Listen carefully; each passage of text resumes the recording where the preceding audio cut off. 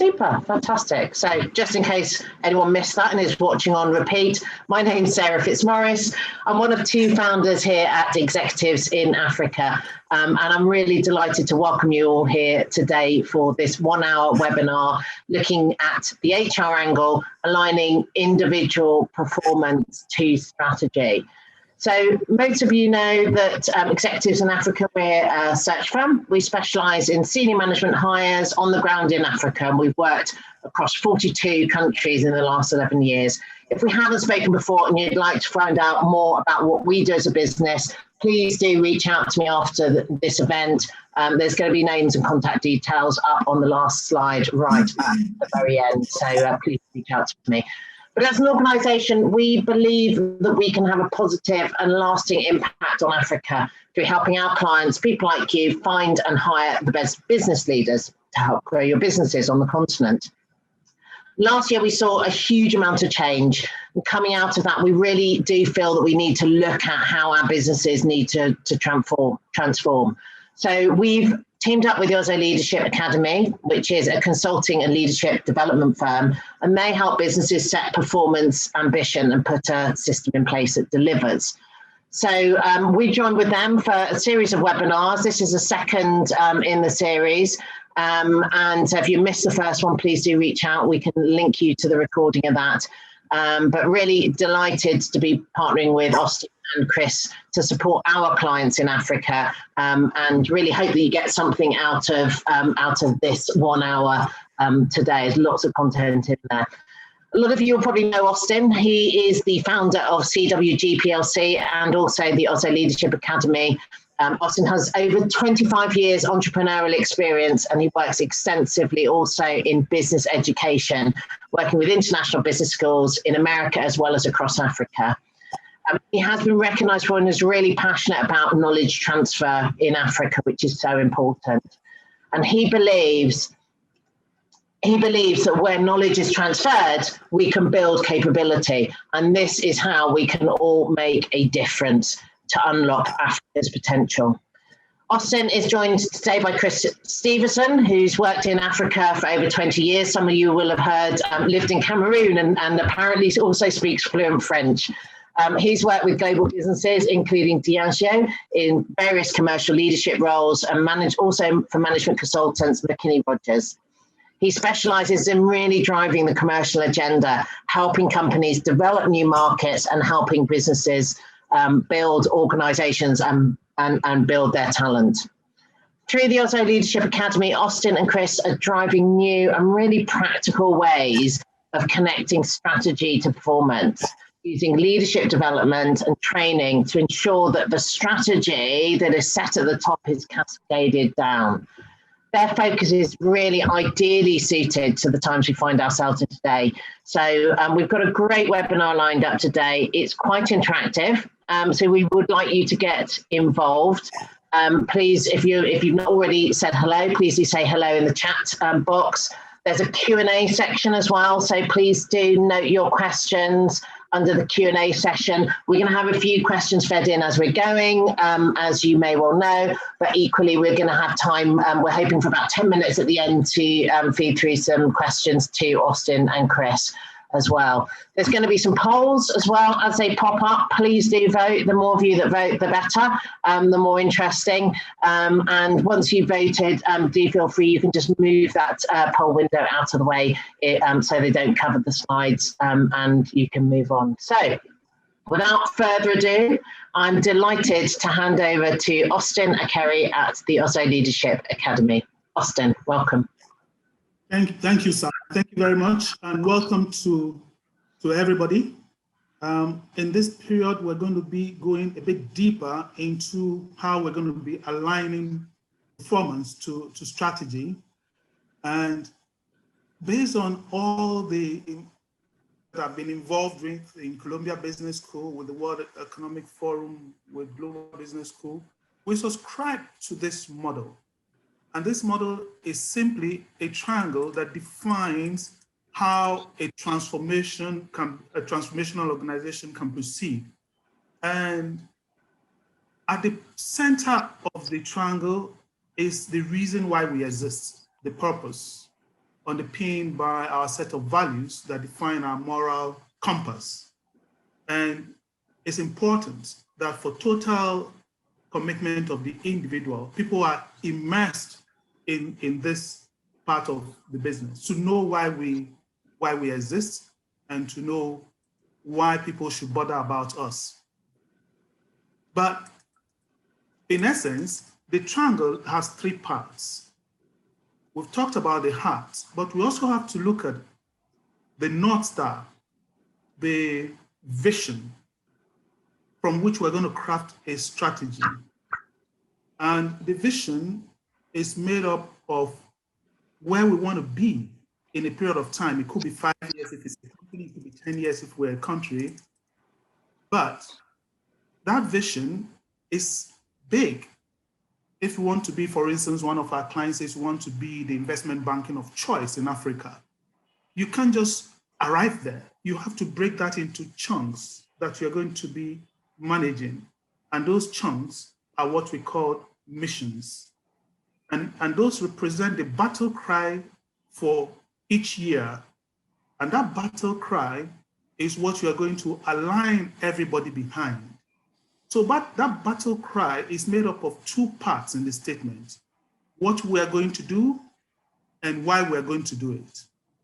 What we're going to do gives clarity to everybody that this is the plan and this is my part in the plan. Why we're going to do it, if I were the CEO, is in order to be the investment banking of choice in Africa. But if I were reporting to the CEO, I'll be doing something in order for the CEO to achieve his own mission, which then ties to the purpose. And if we do that throughout the leadership team and the organization, we're going to unleash a certain culture of high performance in the organization. So there we go. We have our vision, we have our missions, but we also have to be sure that the delivery is happening and is being measured. And that measurement is what gives us the accountability and ownership. And throughout the year, we check how we're doing. So let me use the concept of a dashboard of a car. If you don't look at your dashboard and you just keep hitting your accelerator, chances are that you're going to run out of fuel and your car is going to stop. But on the other hand, if you continually look at the dashboard and you don't look at the road in front of you, chances are that you're going to crash the car. And so that is just the balance. And thoughtful execution is the opportunity for course corrects. We don't want to wait till the end of the year to say, well, we made it or we didn't make it, as you do with your balance scorecard. You continually and dynamically continue to input into the mission and make course correction along the line so that we all arrive at that vision point. So that's in a nutshell what we're going to cover today. And the way we're going to go about it is that we've broken this triangle down into four chapters. So Chris is going to be talking about how to find that true north that we talked about in the triangle. And I'm going to attempt to explain how we do the cascading of the annual plan through the organization. And I'll hand it over back to Chris to talk about how to drive ownership and accountability. And I'm going to close the fourth chapter with a framework that we can use to achieve all that. So without further ado, Chris, we've talked about a vision. Why is a transformational vision so important? Gosh, Austin, that's a big question to start the day with, but thank you nonetheless. Let me give that a go. But before I do that, what I'd like to do, we've got almost 200 people on the call now. Some of them I know are founders of businesses. I've just seen Marcus Courage come on the line. Some of them are owners of businesses, and some of them, are CEOs running organizations who are charged with a vision. So let's just ask people with a quick poll about, how well the vision is adhering within their company at the moment. If we could get that poll going, first of all. So what I'm asking you guys today, please vote now, is, you know, if you asked your workforce right now to recite your vision word for word, how many would manage it? A quarter, a half, 3/4, or maybe everybody? So, you know, that's going to tell us something, I think, Austin, in response to your question. Let's get the votes going. They're coming in fast. We're at 50%.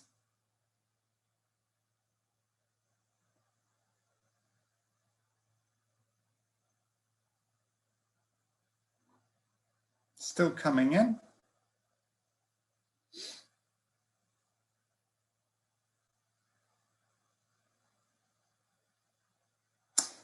Good, so we've got a skew towards a pretty low score there, really. People being very honest this morning, you know, 35% talking about the fact that, you know, the vision isn't that well known in the company. I think we're about there. Gabriel, can you launch the results? Fantastic, yes. So look at that, Austin, you know, between 0 and 25% of my workforce today would know the vision of the company. Very fair, very honest, and, you know, quite normal. What I want to do, though, is to take you back to 1961 and to take you back to a young president called John F. Kennedy, who rallied his entire country, and many would say, you know, the free world, around a very unusual vision, which was to get a man onto the moon.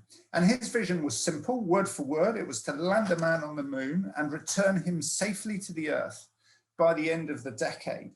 Have a look at that. Have a look at those words. Think about what impact they could have on people in those days. So aspirational. You know, man by that stage, Austin, had only been flying for 70 years. 70 years, that's one man's lifetime. How inspirational to pick an object in the sky that every human being, every child can see every night. And finally, how unusual for a politician to put a timeline on a vision. You know, you don't often see that. And that timeline creates heat, it creates accountability, it creates discomfort. So, you know, that transformational vision in itself sets the scene for our organization. It plants a flag somewhere out there in the future, something for us to aim for. I know we're still far, Austin, from individual performance, but, you know, we're building towards that. And this is the start point for that. Clearly, as we often say in Africa, the elephant doesn't get eaten, the elephant gets eaten one piece at a time. And so what NASA then did was to break that big, massive task down into missions. And here you can see the three main ones: Mercury, Gemini, and Apollo. Apollo, the famous one, obviously, to finally land a man there. But, you know, Mercury, simply about getting a man into space and understanding how to survive there. So taking it a step at a time. And that's exactly what we're going to be talking about today in mission leadership. But to your question, Austin, you know, it all starts with that transformational vision. And it all starts with us starting to think today about how we up our score from 25%. Sarah, any points coming through from your side? Yeah, I think, you know, I think really interesting. And as you said, very, very honest of everybody to share that it's such a low number across their businesses that can really recite what the vision is. So, you know, as you said, you know, the starting point has got to be, how can you align companies, you know, individual performance to strategy if people don't know what that strategy is? So, you know, I know you guys are really are very practical in terms of that. You know, what are some of the things that people can be doing to make sure that that strategy is better known, rather than, you know, I think a lot of people maybe would admit that, they get told, everyone gets told it as part of their induction on a PowerPoint or something like that, but then that's it, and the majority of their people across the businesses, then that's going to be one of many things they get to hear in that first week or so, and then it's gone from the mind. So what sorts of things can and should people be doing to make that strategy more known on a daily basis and reminded of it, so people do actually know where they're going? Yeah, well, we're talking about astronauts, so the first thing to say is it's not rocket science, Sarah. If you go back to Kennedy and you think about how some other presidents more recently have run their campaigns, it's about sharing that vision again and again at every step. And that's exactly what Kennedy did. Once he had launched it in Congress, he went around his nation, and in every speech, he talked about going to the moon. Once you've got that vision, reinforce it and reiterate it wherever you can. And that's not just the CEO's job, actually. So, down the organization, hold meetings about the vision, internalize it, just as you would perhaps around your values. Spend time discussing what it means. Spend time thinking about how far, perhaps as a junior employee, you are on the way. So share it at every level. Austin's going to talk about how it needs to be integrated into everybody's individual planning session. And I think this is where mission leadership differs a lot from some of the other, shall we say, performance management systems that are out there, because the vision becomes integral to everybody's delivery. And then finally, as an individual, point your plan at the vision, point your KPIs explicitly at the vision. And, that's very much what we talk about, and what we're working with our partners across Africa at the moment is around linking that together. I'm going to move on, and let's go to my chance to get my own back on Austin here. So we're going to talk now about cascading this annual plan. Austin, the vision's in place. We all know we're headed for the moon, or we're going to be, the preferred financial partner of choice in Nigeria by 2025 or whatever it is. But, let's imagine it's kind of October, November now, and the start of my financial year is the 1st of January. So I'm coming up to the start of that financial year. What do I do? How do I turn this into individual plans? Austin, you're on mute. Yeah, thanks, Chris. I would like to answer this question by throwing it back to our audience. They are all HR heads, they are all CEOs. How do you do it? And Gabriel, can you launch the poll? Let's find out what people do when it's coming to that time.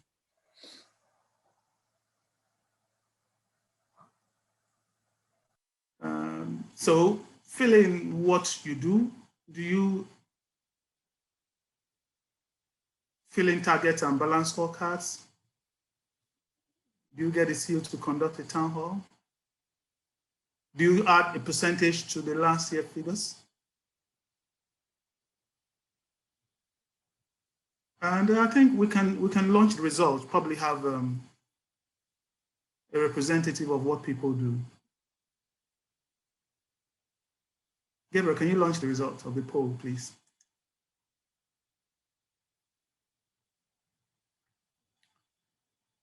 Okay, that's interesting. I don't know if you can see the results, but I'm quite surprised at what I'm seeing. About 21% fill in annual targets and balance scorecards. About 24% have a town hall, and the CEO shows this plan. Not many people just add a number to last year, which is good.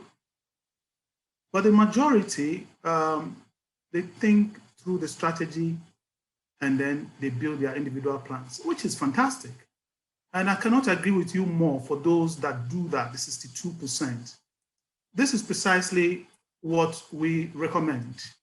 And this is how we do it. The way we do it is through a framework. And that framework is what we call a mission leadership framework. Basically, what it does is the flow of information going down like a waterfall through to the organization to where the rubber meets the road, and the reporting circuit going back up. This is the most difficult part of strategy. The easier part of strategy is when you are formulating the strategy, because you have Boston Consulting Group, you have KPMG, you have Accenture, and they will come and give you a template or a set of documents, maybe 250 pages minimum. And I should have actually asked what to do with that document. Many people just leave it in the drawer of the CEO, never to be visited again. And then when we feel that things are not working, the CEO might go to Harvard for a refresher course. Maybe some of the executive directors will go, which is useful. But the CEO and the executive directors alone cannot run the business. The business is run by the people that are the operating level. And so we recommend that you go through a process, and that process is, the way we do it, is to grab the CEO in a quiet place on a quiet day and say, yes, your people know the purpose, your people know the vision, you know the battle cry for this year. So an example, just to bring it home, one of our investment banking customers, he said to us, listen, my battle cry for this year is to stabilize the business. This was just before during the early stages of the coronavirus, and everything was shaky. So 2020, my battle cry is stabilize the business. Well, stabilizing a boat is not the same as powering the boat through. Stabilizing means you want to have equal amount of pull on each side so that the boat is sort of floating evenly. So, but it's in his head. How are we sure that every other person down the organization knows that this is the battle cry? Some people may be paddling furiously as the boat is non-stable.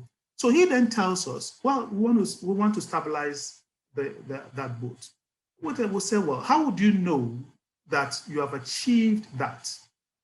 And we'll put down some measures. Well, if I achieve a revenue of 26 billion, if I have a PBT of 10 billion, if I get a customer approval of 80%, employee engagement score 80%, and if my regulatory infractions at the CBN is 0, then I think, Austin, I would say I've stabilized the business. I would say, wow, that's good. So those measures are not going to deliver themselves. Something has to push those measures. How are those measures going to be pushed? So we push him, and he says, you know what? First thing is, I want to establish our position as an investment banker of choice. Well, that's nice, but you are not going to do that by yourself. Who's going to do that? My head of investment banking. So he throws it to the head of investment banking. Because the head of investment banking knows what he's to do, establish our position as of choice, and why, in order to stabilize our business, he has the freedom and the space to then come up with what he's going to do on the micro level. And he then says, I'm going to close the gap with the number one. I'm going to grow income fee by 50%. I'm going to diversify the portfolio. I'm going to establish the wealth management business. And he's going to come up with a series of measures that shows that he has succeeded. But that alone is not going to deliver all his measures. So the CEO said, well, another thing I want to do, Austin, is I want to propel towards a high performance organization. Well, Sarah probably knows who that goes to. I think that goes to the head of HR. Well, the head of HR says, well, if you want me to do that, I know what I'm to do. This is precisely what you want me to do. Propel towards a high performance organization. And why I want to do it is in order to support you to stabilize the business. So, well, these are the 4 things I think I could do. 4 big buckets: attract and retain high performance workforce, drive understanding of the brand, stabilize and right size the technology platform. Maybe the technology platform was a bit shaky. Accelerate the digital journey, because now you have the pandemic, you can't go physical touching So the digital journey and drive operational efficiency. Fantastic. And it goes on like that. So the whole idea is to have the next day we go into a room with this top 25 people or 20 people, and there's a round robin where we are going to challenge each person's plan, that the detailed plan for the battle cry, and we're going to ensure that everybody agrees that this is the plan we're going to run with. The whole idea is no gap in between and no overlap, so that we have a relentless execution of the priorities and focus. So we're being deliberate and not being the tail wagging the dog. And I think that is very important. I also want to reiterate that HR's time has come. HR used to be seen as a functional role. They are now more strategic since the pandemic hit. There's a program on television called 2048, actually. Is it 24. And the reason why that program is called 24 is that you have to make the connection between the crime and the next 24 hours of getting the evidence. If you don't get it in 24 hours, probably you've lost a lot of it. You are on this program. Connect what you're hearing to how you're going to help your organization and your role in making that happen, and ensure that within 24 hours, you take some action. Otherwise, you go back to the office and your day job will overwhelm you.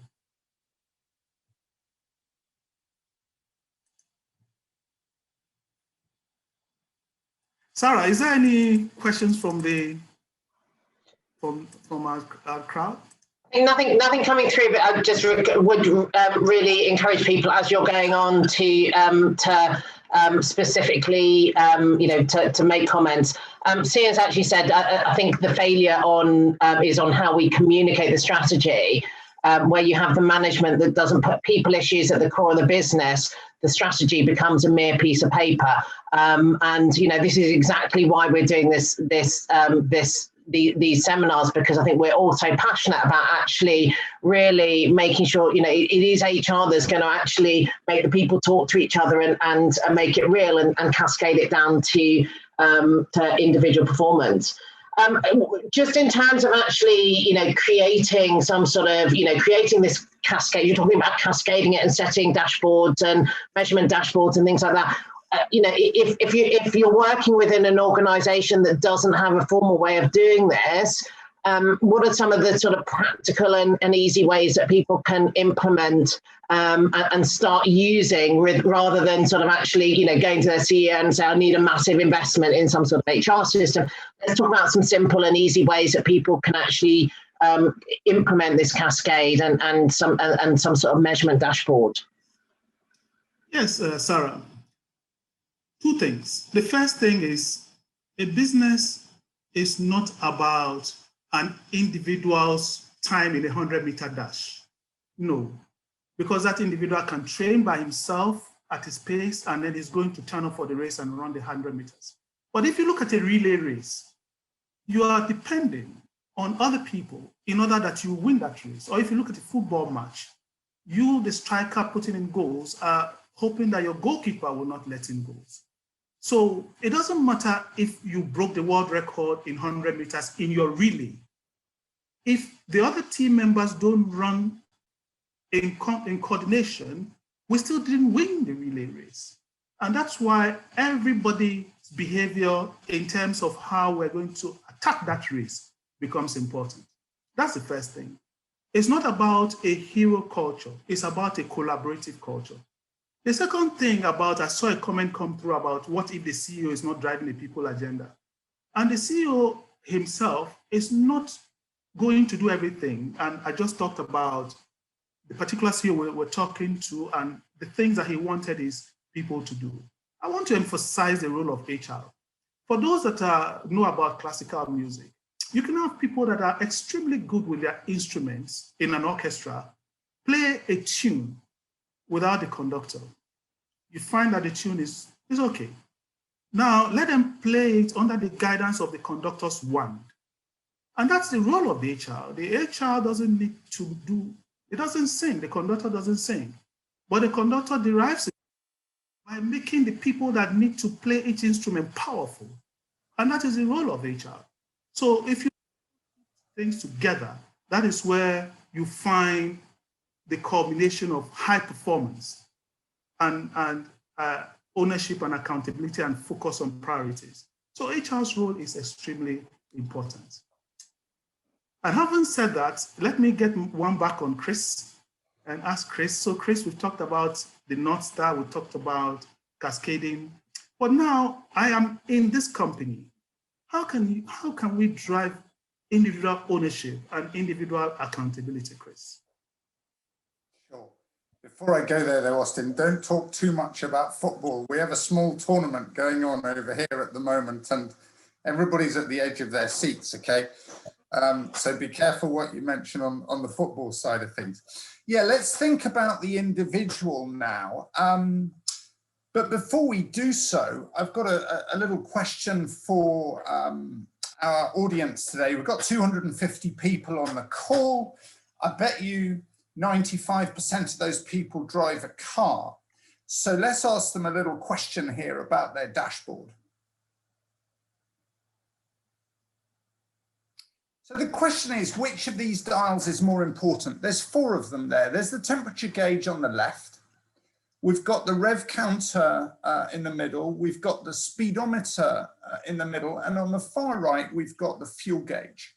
So let's see what people think is the most important dial on the dashboard. You were talking about dashboards earlier, Austin, so I thought we'd show people a dashboard. So we've got about 50% of people have voted so far, so that's good.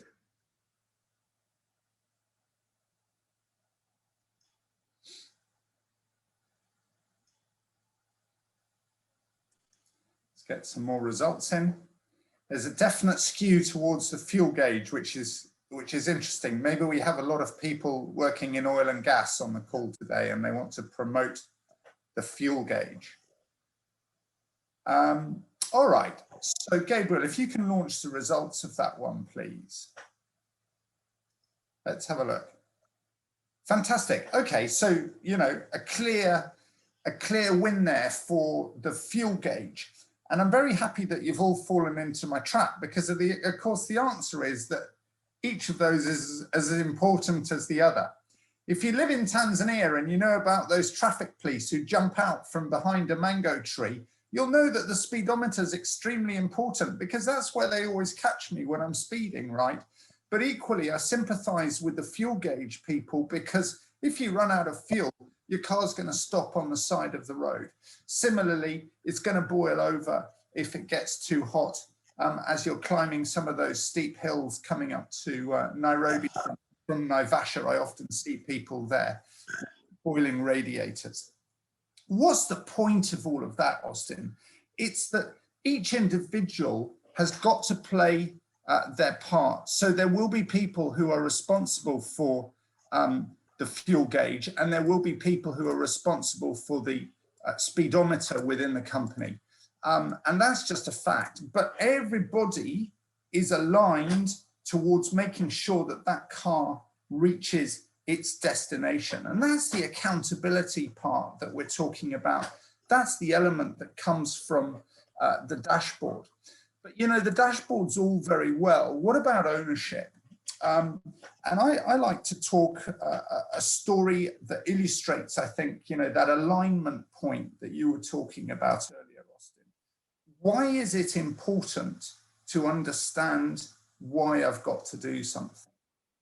I'll take you back a few years to the Second World War, when there was a young officer in the army, and he found himself on the banks of one of those big rivers that flows through Europe. He was called to the tent of his general, and the general said to him, "Young man, tomorrow morning, I want you to go and capture that bridge 2 miles over there." And the officer said, "Yes, sir, no problem, I'll do that." And as he was walking away, he thought, well, maybe I should understand why I've got to do that. And he asked the general, you know, "Sir, why have I got to capture that bridge?" And the general said, "Well, actually, it's so that the entire army can cross the river and advance into the rest of Europe." The officer said, "Thank you, sir," and he understood, and he walked away. Next morning, he went to the bridge. Guess what, Sarah? The bridge was blown up. There was no bridge. And at that point, many people, most people maybe, would turn around, go home and say, boss, I'm really sorry. There was no bridge. The bridge was blown up. This young man instead walked along the river to the point where he found another bridge. He captured that bridge, as you see in the famous painting there on the screen. And guess what? The whole of the army were able to cross the river and advance into Europe as a result of one little guy's actions. So what's that, Austin, what's that all about? That's about accountability, and that's about ownership. That's about understanding my why. If I understand why I have to do something, I'm much more likely to do it and take ownership for it and do it on my own than if I am just fed what to do next with, a set of numbers or a set of activities on their own. Let's think about the people on the front line in our business. If you're in an airline, that could be a country manager. If you work in a bank, that could be the branch manager in some distant part of your business. If I work in the drinks business, as I used to do, that could be perhaps the area sales manager. That front line is where the rubber meets the road, Austin, and that is where we need to drive the real alignment, because the people at the top, generally speaking, know what they're doing and where they're going. But it's those people in that middle management officer, rubber meets the road role that are absolutely critical. Let me pause there and just ask you, Sarah, whether there are any points that you'd like to talk about. Yeah, there's some great questions coming in, actually. Ray, thank you. I've got your question. I'm going to leave that one to the end because I think that's we sort of that's quite critical and will come up in summary. Oladapo Akinloye has basically has said in response to Austin's, which hopefully I'm hoping you've now covered, Chris. The challenge is usually with execution and staying focused throughout the year or period. How can this be fixed? And hopefully Oladapo, Chris has just answered that in terms of actually making sure that that individuals are connected and understand why they are doing something, and then they can amend their approach, as did the soldier in that particular instance. I'm going to pick up on Abed Malik has asked a question and said, just again going back to the practicalities, which I know you guys love. What's a clear example of how this driving individual ownership and accountability is important? He's saying specifically in an organisation that's been decimated by the COVID pandemic. I'm guessing that you're going to say it's even more important that everybody knows what their individual roles are and you drive that individual accountability. But have you been faced with, is there an example where you and Austin have been working with an organisation and that has had a significant impact on their business due to the COVID and the COVID pandemic? And and how can you demonstrate that cascading this down and getting this real connection with the why, connection with individual ownership and accountability, where it's actually really made a significant difference?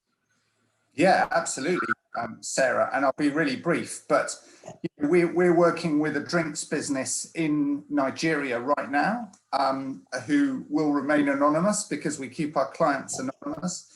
But that drinks business, we're in our second year of working with them right now, and it's been about generating a clear vision, which they did brilliantly, and then cascading to generate alignment and clarity and focus.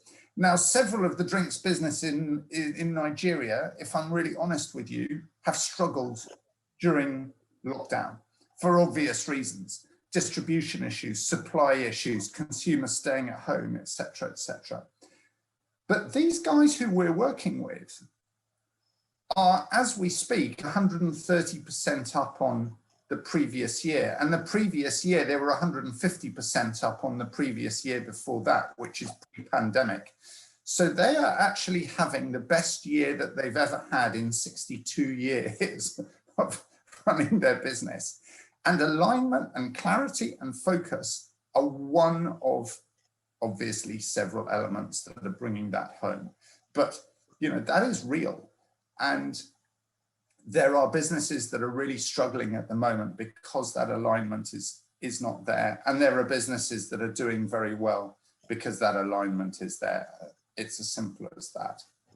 I'm going to move on again, if you don't mind, so that we allow for plenty of questions from our audience, and come on to this question of mission leadership, you know, head on. I think, Austin, so here I am, I've captured my bridge, I'm that young officer, and I've won my medal for capturing my bridge. But, you know, is that really all that it needs for me to succeed as the young guy on the front line fighting the battle? Well, thanks, Chris. I think, let me take help from the team. There's a program on telly, and where you don't know the answer, they say ask for help. So let me take help from the team. Let me go to a poll and ask the team to help me to identify the most important out of these in the strategy. Is it a plan? Is it objective? So let's have people vote, and I'll take it from there.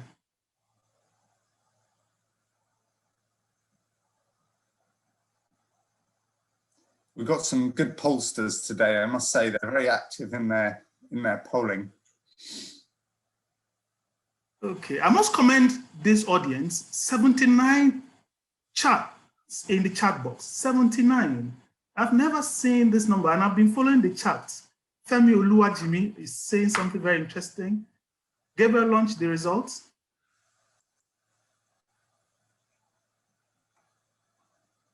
Of the poll. Okay, thank you, Gabriel. So this team is very switched on.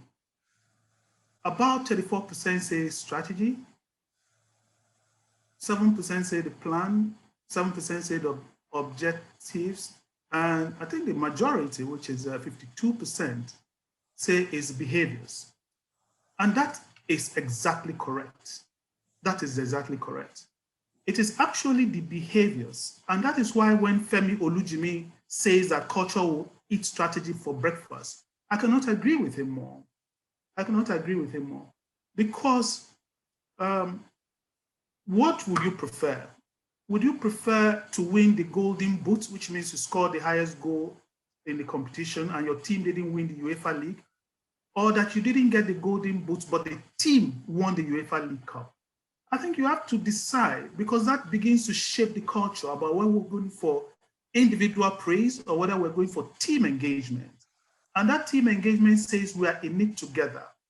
You know, the story about NASA and when Kennedy visited NASA on one of his trips there, and you know, he saw the janitor and asked the janitor, "What are you doing?" And the janitor boldly answered him, "Sir, we're working very hard to put a man on the moon." What does it mean?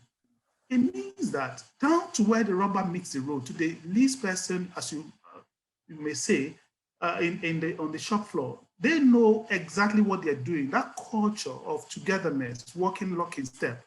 And the one I'll use to illustrate this is a football team in the EPL called Leicester City. Got a promotion into the Premiership and won the league upon their entry from the lower league in 2015-2016. They won the EPL ahead of teams like Manchester City, Manchester United, Chelsea. Why? Because of that behavior set, that culture they formed, that bond. And even today, their players are making other teams powerful. Talk about N'Golo Kante in Chelsea that won the Champions League. He was there. Or Mahrez in City that helped them to win the EPL. So culture will every day eat strategy for breakfast. But all these four are important. I'm going to put down some of the mission leadership behaviors that are suggestive but not prescriptive. And when they were going on to the moon, these were the behaviors they talked about. Inspirational leadership is important, but also important is the followership. How are we aligned? How are we carrying our own part of the luggage? In terms of attitude, there are two attitudes. There's a negative mental attitude that sees the obstacle and sees so many reasons why we cannot cross that obstacle. But that bridge and the story that Chris told, that soldier has a positive mental attitude. He has a positive mental attitude because he sees an obstacle and he sees how he's going to surmount that obstacle. It's important to exhibit total belief. Chris was saying that we'd had only 70 years of flying and yet we're thinking of flying to the moon. You know, there are so many reasons why you'll be forgiven for not achieving it. But the belief of the president, Kennedy, was so strong and it had permeated to that depth that even when he died before the mission was accomplished, we still went ahead to accomplish it. That's the extent of the belief he had built in the American society. Trust is important. I can't emphasize position of trust because going along with people is like saying fall down will catch you. And if I ask you how many of you will fall down with your current team in your company, believing they will catch you, I think I'll uncover a lot. But that trust is where you win the battle or lose the battle. Let me pause a while and ask Sarah for her own thoughts. I think my thoughts are, Austin, that you certainly weren't listening to Chris when he said no more football analogies. I think we had at least two more in there. No, I think, but I think that, you know, I think somebody said the analogies actually really help us understand and really understand what we're meant to be doing. I think, you know, sort of one of the things, you know, you're talking about mission leadership. We had had a question earlier from somebody saying, what happens if the CEO isn't buying into the HR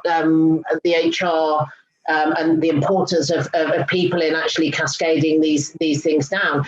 You know, so I mean, surely everything still rests to a degree on the leaders, on the, you know, who is the CEO and is dictated by that.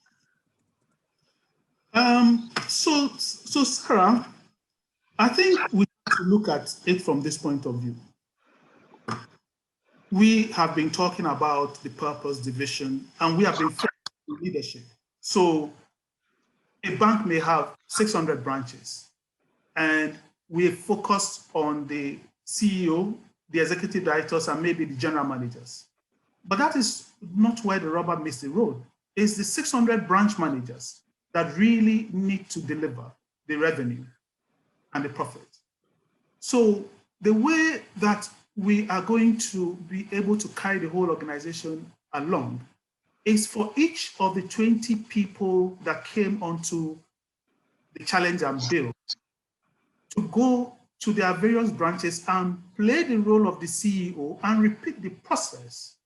So they then take their top team, have a challenge and build, and cascade down, and maybe the head of treasury in that branch or the head of the head of people development in that branch also goes and plays the role of the CEO of his team and cascade that whole process down. So it becomes like a waterfall or like a ripple. You put a stone in the middle of the water and it ripples till it touches the edge.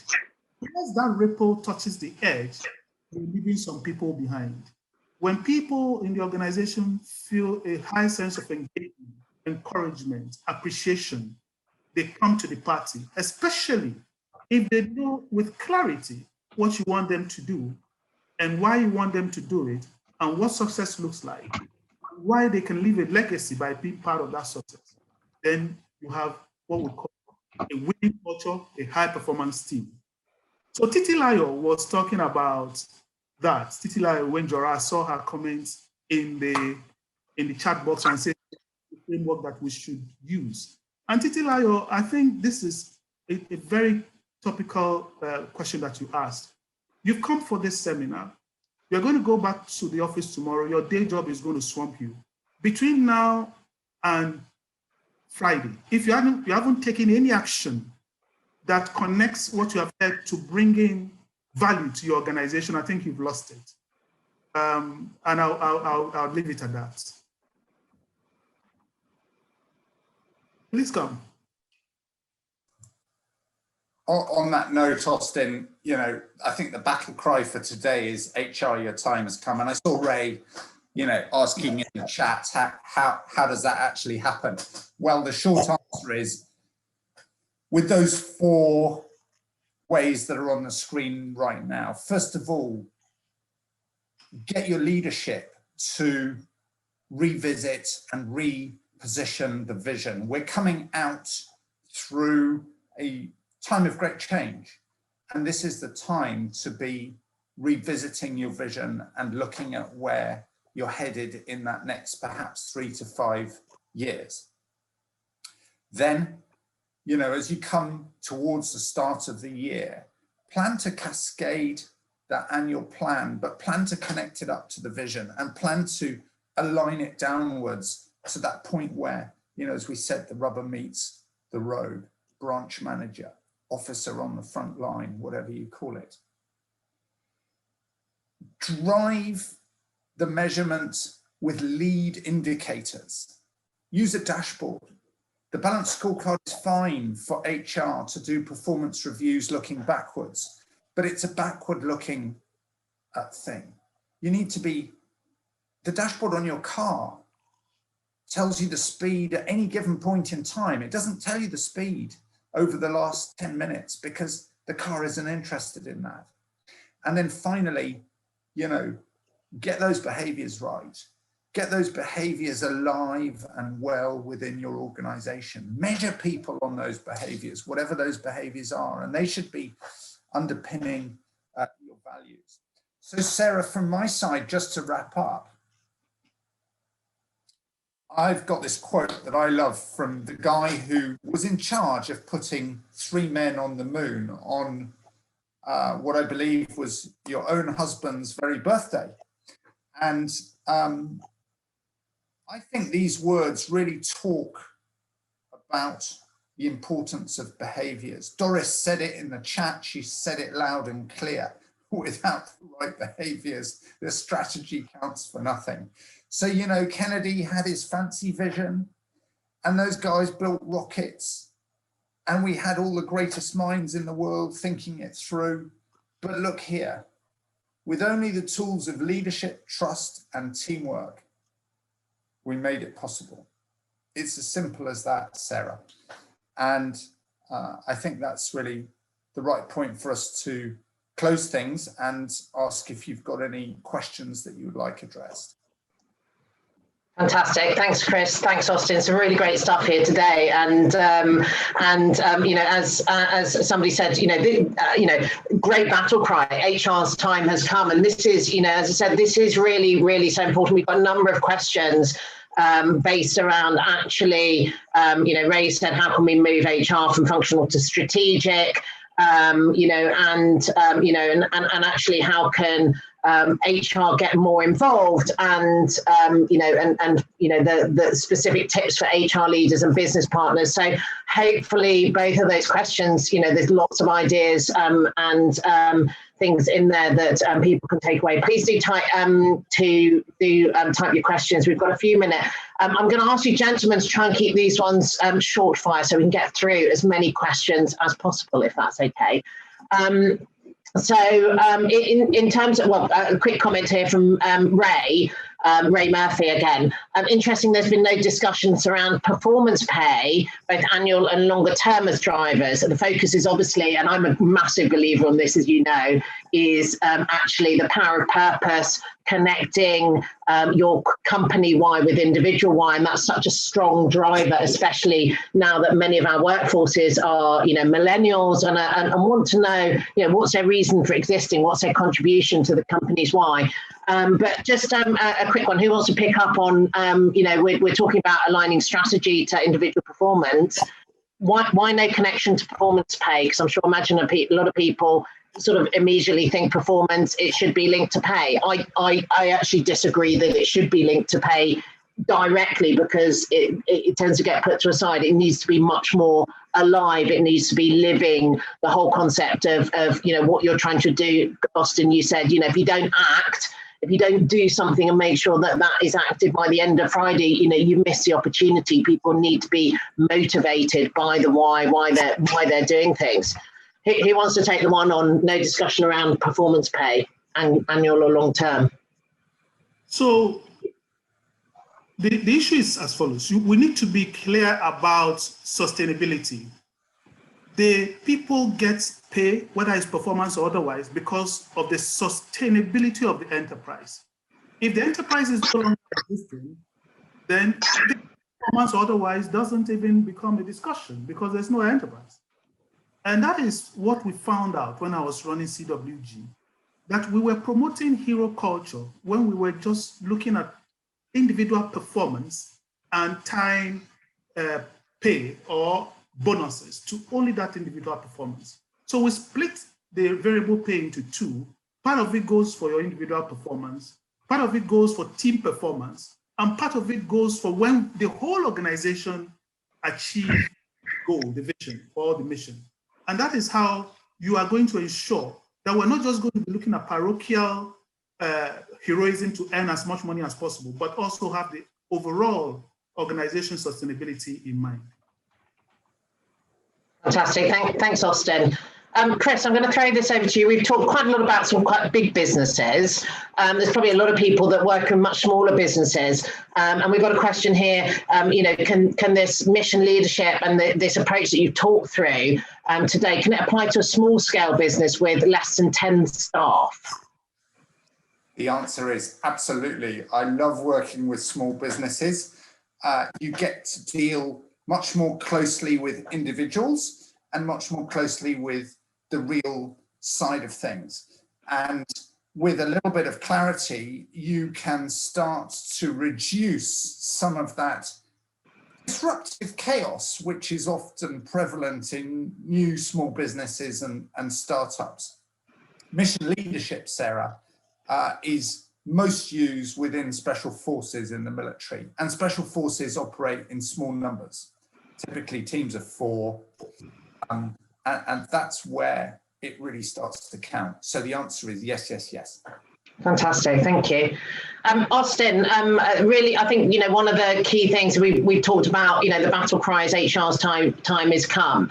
I think, and part of the reason for running this webinar is really to giving HR the confidence, the tools, the insights to, really understand how important their role is in making sure the strategy is delivered. But, if you had to sort of give a few takeaway tips to HR that maybe have been historically have felt that they're more functional, or they're not, their business leaders are not listening strongly enough to them, what would be the takeaway that you would say to the HR people, and also to the CEOs that maybe aren't listening to their HR enough? What would be your takeaway message to them as how can they ensure that HR really is making the battle, on the battlefield and making this happen? So Sarah, the safest place for the ship is at the docks on the shore. But that is not what the ship is built for. I think, in my view, you have to look at your appetite for adventure, your appetite to take the good and the bad. I treat success and failure the same, because they are a result of trying. Because of HR's natural conservative mien, they don't want to try something just in case it fails. That's like the ship that is always at the harbor. But you have to merit a place at the board table. Meriting a place at the board table is to take action, recommend action, and let it fall wherever. If it's successful, then you get the promotion and the pay. And if not, you learn from it. And I think that the reason why HR hardly put themselves up for CEO succession even though they see almost more than everybody, including high CEO pay, they see it, other people don't see it, is that they prefer to be the ship at the dock. Whereas other people that want to just so for that CEO succession, they are the ship at sea. It may sink, yes, but it may get there with the goods and the people. And that is what I think HR should do. Between now and Friday, get out of your comfort zone, do something that will bring value to your company based on what you have heard today. Thank you, Austin. Well, there's a challenge to everyone out there is to unleash the ropes and set sail and get going. Look, I know, as you probably heard, Chris, myself and Austin, we're all really, really passionate about enabling HR to make sure that things are happening. And it's so critical at this point in time. So, please do something. We're actually going to start launching a poll now. Actually, what are you going to do next after this webinar? So it's a real challenge to take this. Gabriel, if you could launch that poll for me. In terms of what you're going to do next after this webinar. And I really would, it's great coming to these webinars, it's great getting in information, but unless you do something about it, nothing's going to change. So, what are you going to do? What are the things that you can do? Are you going to sit down and request a meeting with your MD, your CEO, and actually put some of the ideas forward? If you're not confident directly putting the ideas forward, option 4 is introduce Chris and Austin to your management team. So, at least request a meeting and, get Austin in, get Chris in, get myself in. I'm happy to talk to CEOs and MDs as well. There's some real immediate, a lot of people are voting, implement actions to immerse people in the vision. Absolutely critical. That's one of the quickest, easiest, simplest things that you can do very quick, and it will start having a massive impact. And also look at what comes before the balance scorecard. So please do take action. On the screen, as you'll see, is some contact details. So please do reach out. Speak to me if you would like to. Obviously, anyone that's got any talent needs, if you need to change or enhance any of your talent in order to make things happen, please do reach out to me. I'd be delighted to explain how Executives in Africa can help you. And if you'd like to arrange a conversation with Austin and Chris, please get in touch with them via Crystal Okeke at AussoAcademy.com. So the contact details, we'll leave those up there. But it's been great having you all here today. Thank you so much for joining us. My team will also be reaching out. Austin and Chris's team will be reaching out. So please do have a follow-up conversation.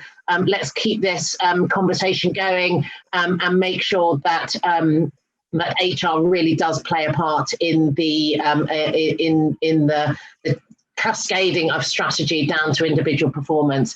In case you missed any of it or had any issues with connectivity, we have been recording this session. We're going to make it available afterwards. So as soon as that is available, we will be sharing it on LinkedIn, social media. We'll make sure that everybody is aware of it. So if there's bits that you've missed, there's been some great content in there. So all that remains for me to say is a massive thank you on behalf of everybody and Executives in Africa to both Austin and Chris for your time and the effort that you've put into this. We really appreciate it. Great knowledge transfer. I think everyone's going away with something, and hopefully everyone will go away being bold enough to take some action. So thank you all, and goodbye. We look forward to seeing you at the next webinar. Bye.